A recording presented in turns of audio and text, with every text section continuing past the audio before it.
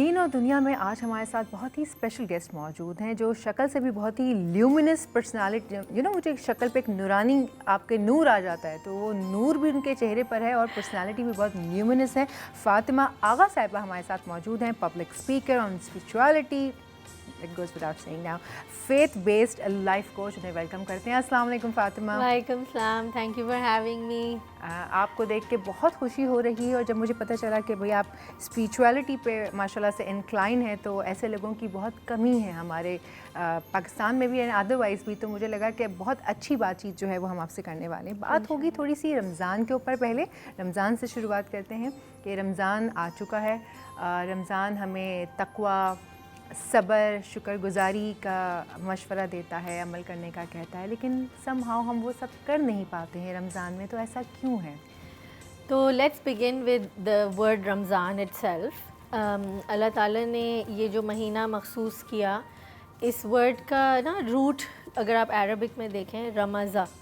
تو رمضا کا مطلب ہوتا ہے اسکورچنگ ہیٹ، بہت تیز گرمی، اور جب وہ گرمی کسی چیز پہ پڑے تو وہ اس کو بدل دے۔ جیسے ایک پتھر ہے، اس پہ کائی جمی ہوئی ہے، جب اس پہ بہت تیز آگ جیسی سورج کی روشنی آئے گی تو اس کے رنگ کو بدل دیتی ہے۔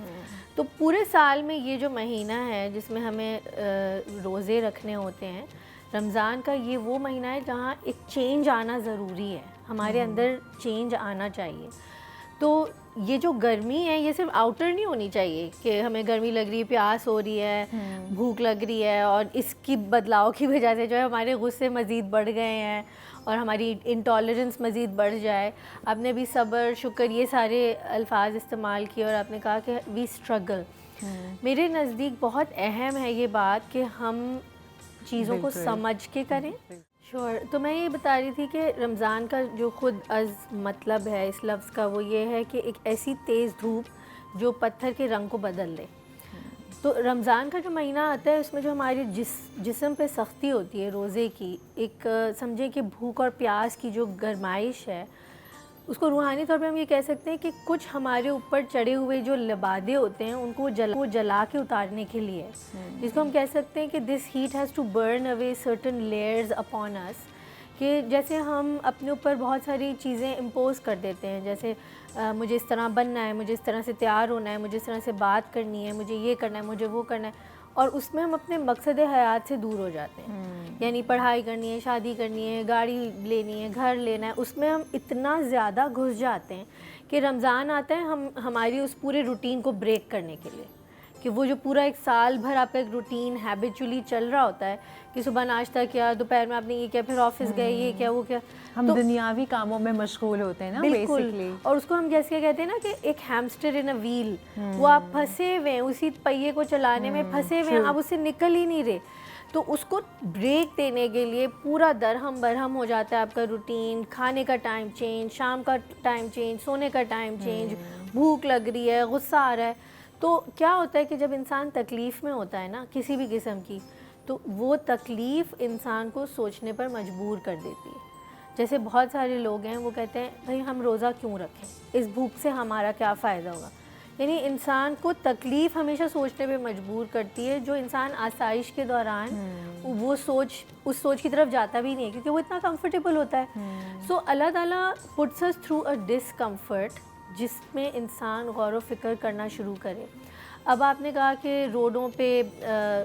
روڈ ریج ہوتا ہے، لوگوں کو غصہ آتا ہے، لوگ اگر کہیں افطاری خریدنے کھڑے ہوتے ہیں، ذرا سی بات پہ لائن کسی نے توڑ دی تو ایک بڑا سا جھگڑا شروع ہو جاتا ہے۔ اور اسپیشلی رمضانوں میں یہ جب ہوتا ہے تو مجھے بہت ہی فکر لاحق ہو جاتی ہے کہ وہی جو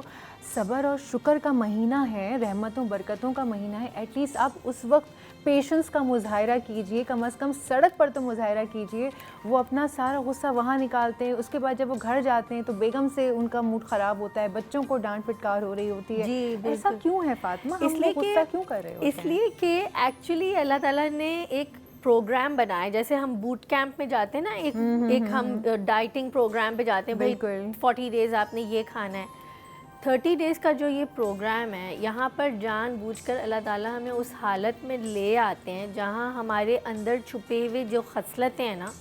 وہ اوپر آنے لگتی ہیں۔ جیسے بہت سی دفعہ اگر ہمیں کوئی چیز پہ غصہ آ رہا ہے یا ایموشنلی ہم کہیں ٹریپڈ فیل کر رہے ہیں وی ڈو اسٹریس ایٹنگ, کھانا کھا کے اپنے آپ کو اس ایموشن کو دبا, وی ایٹ آر ایموشنس.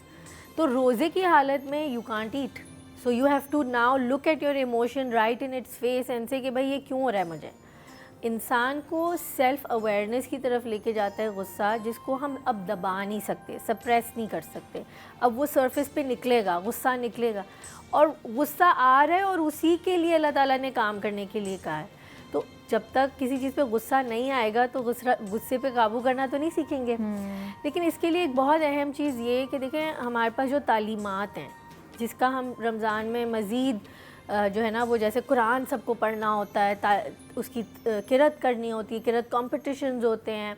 ہم بہت زیادہ دعائیں پڑھنے میں لگ جاتے ہیں, ہم کہتے ہیں ہمیں بہت ثواب ملے. لیکن آپ دیکھیں قرآن سمپل سی آیت ہے, والکاظمین الغیظ والعافین عن الناس, کہ آپ غصہ کنٹرول کریں اور معاف کرنے کی عادت ڈالیں. ان اللہ یحب المحسنین, اللہ تعالیٰ احسان کرنے والوں سے محبت کرتے ہیں. لیکن اگر ہمیں اس کا ترجمہ ہی نہیں پتہ, ٹھیک ہے, ہم بس پڑھ رہے ہیں, عربی میں پڑھ رہے ہیں, دعاؤں کو پڑھ رہے ہیں, آیتوں کو پڑھ رہے ہیں, لیکن ہمیں پتہ ہی نہیں ہم کیا پڑھ رہے ہیں, تو اس کا انسان کی نفسیات پہ اثر ہو ہی نہیں سکتا جب تک اس کو وہ سمجھ میں نہیں آئے گا. اگر فرض کریں یہی قرآن عربی میں ہے, اس کو آپ کوئی اور زبان میں پڑھ لیں جو آپ کو سمجھ میں نہیں آ رہا, اس کا بھی وہی اثر ہوگا آپ کے اوپر. تو قرآن کا یہ جو کانسیپٹ ہے ہمارے اندر کہ ہمیں ایک ثواب ملے گا, اس کو اگر ہم اس نظریے سے دیکھیں کہ قرآن ایک پرسکرپشن فار لائف ہے,